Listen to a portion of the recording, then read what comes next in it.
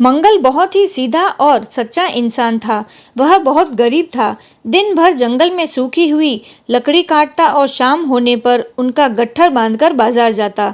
लकड़ियों को बेचने पर जो पैसे मिलते थे उनसे वह आटा, नमक आदि खरीदकर घर लौट आता था। उसे अपने परिश्रम की कमाई पर पूरा संतोष था। एक दिन मंगल लकड़ी काटने जंगल में गया।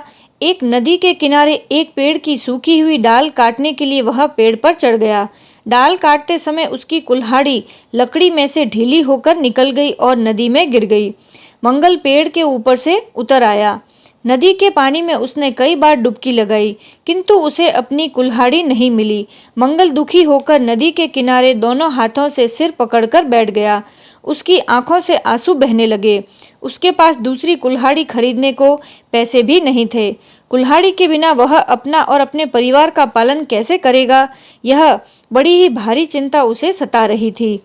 वन के देवता को मंगल पर दया आ गई। वे बालक का रूप धारण करके प्रकट हो गए और बोले, भाई तुम क्यों रो रहे हो? मंगल ने उन्हें प्रणाम किया और कहा, मेरी कुल्हाड़ी पानी में गिर गई है। अब मैं लकड़ी कैसे काटूंगा और अपने बाल बच्चों का पेट कैसे भरूंगा? देवता ने कहा, रो मत, मैं तुम्हारी कुल्हाड़ी निकाल देता हूँ। देवता ने पानी में डुबकी लगाई और एक सोने की कुल्हाड़ी लेकर निकले। उन्होंने कहा, तुम अपनी कुल्हाड़ी ले लो। मंगल ने सिर उठाकर देखा और कहा, यह तो किसी बड़े आदमी की कुल्हाड़ी है। मैं गरीब आदमी हूँ, मेरे पास कुल्हाड़ी बनाने के लिए सोना कहाँ से आएगा? यह तो सोने की कुल्हाड़ी है। देवता ने दूसरी बार फिर डुबकी लगाई और चांदी की कुल्हाड़ी निकालकर वे मंगल को देने लगे। मंगल ने कहा, महाराज मेरे भाग्य खोटे हैं। आपने मेरे लिए बहुत कष्ट उठाया पर मेरी कुल्हाड़ी नहीं मिली। मेरी कुल्हाड़ी तो साधारण लोहे की है। देवता ने तीसरी बार डुबकी लगाकर मंगल की लोहे की कुल्हाड़ी निकाल दी। मंगल प्रसन्न हो गया। उसने धन्यवाद देकर अपनी कुल्हाड़ी ले ली।